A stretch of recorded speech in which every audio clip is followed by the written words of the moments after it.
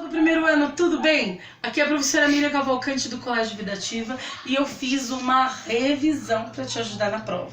Vamos lá? Bom, eu vou começar falando sobre interpretação textual. A maioria dos alunos não leem o texto e vai direto para a pergunta, isso é uma falha muito grande. Então aqui seguem algumas dicas. Primeira coisa, você deve fazer uma leitura inicial.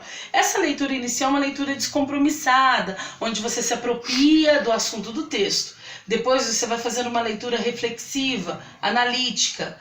Você vai ver se é uma narração, se é um texto dissertativo, que tipo de texto que é, o que você sabe sobre aquele assunto. Depois você vai lá para as perguntas e você vai marcar os comandos. Afinal de contas, o que é comando? Comando são aqueles verbos que indicam o que você tem que fazer na pergunta. Vai estar escrito assim: relacione, responda, determine, indique.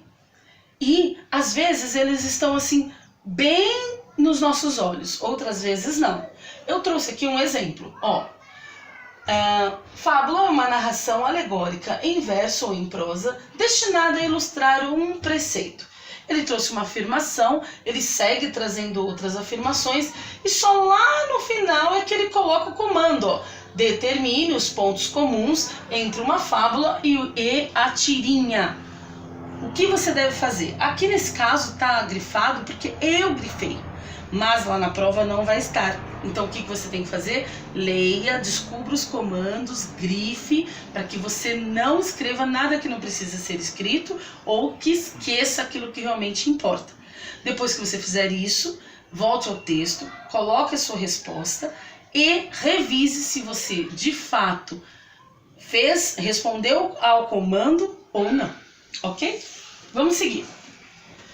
Você viu comigo a linguagem verbal, que é aquela linguagem expressa por meio de palavras escritas ou faladas, e viu a linguagem não verbal, que é aquela expressa por meio de símbolos, desenhos, cores. Você tem aqui a linguagem de sinais, você tem aí uma placa, né, de proibido fumar, você tem um gesto, você tem os emotions, você tem uma placa de acessibilidade, o semáforo que conversa com você por meio das cores e as expressões faciais. Todas essas são linguagem não verbal.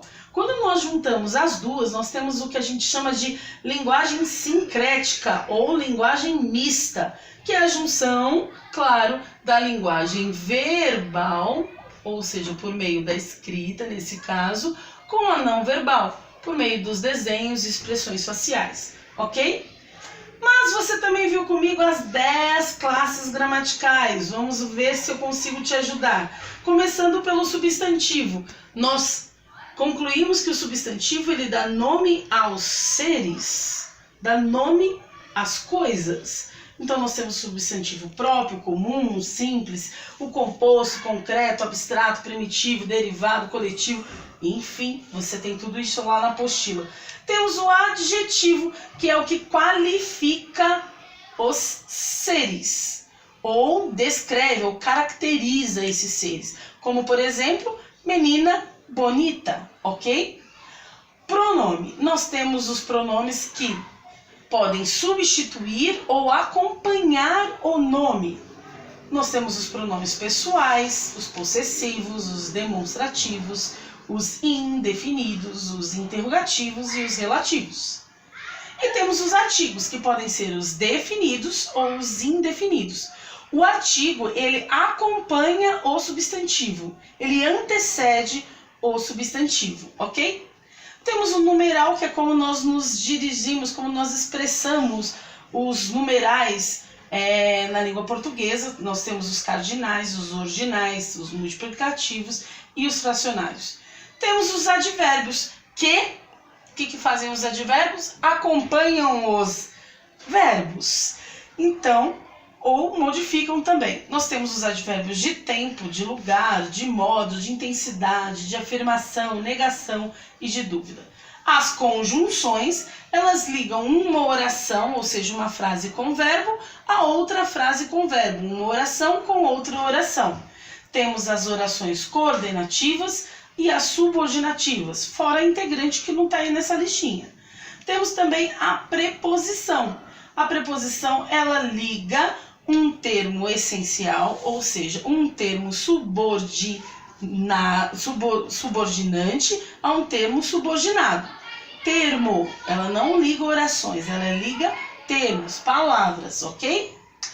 E por último temos as interjeições, que nada mais é do que a expressão escrita de um sentimento ou de uma sensação.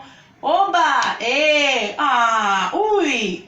E por último, os verbos, que nós temos os verbos regulares, os irregulares. Nós temos, eles variam em tempo, modo, enfim. Vocês viram tudo isso comigo na sala, só para a gente relembrar mesmo, tá bom?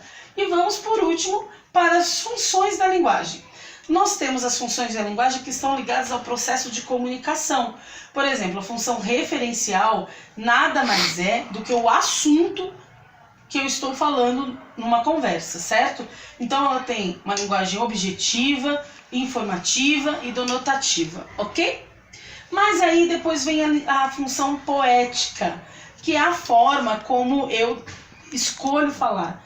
O foco está na mensagem. Geralmente, traz um texto mais poético mesmo. Eu posso escolher falar, olha, está chovendo ou o céu está chorando. Isso é totalmente poético, não é mesmo? Bom, é uma linguagem mais trabalhada, mais lapidada e mais conativa. E temos a função apelativa. Apelativa, o foco está no destinatário. Também é chamada de conativa, tudo bem? E qual é o objetivo dela? É convencer o outro. Os verbos geralmente estão no imperativos. Compre, faça, ok? E a gente vê bastante em textos de propaganda. Aí, por último, temos a emotiva, que está ligado ao emissor. Eu vou falar um pouco de mim, como eu me sinto e tudo mais. Temos a função fática, que está focada no canal. Qual é o canal que eu estou usando para me comunicar com você? E ela testa esse canal. Oi? Ok? Entendeu? Tá tudo bem? Ok? E, por último, a metalinguagem, que é quando está focada no código e é quando descreve um contexto em que ela mesma se realiza. Por exemplo, eu estou dando aula de língua portuguesa usando português. Um pintor falando sobre sua pintura, desenhando, pintando ele pintando uma tela, por exemplo. Um poeta escrevendo um poema sobre a arte de escrever. Isso é metalinguagem. Bom, eu espero ter ajudado e até a próxima, primeiro ano. Beijo!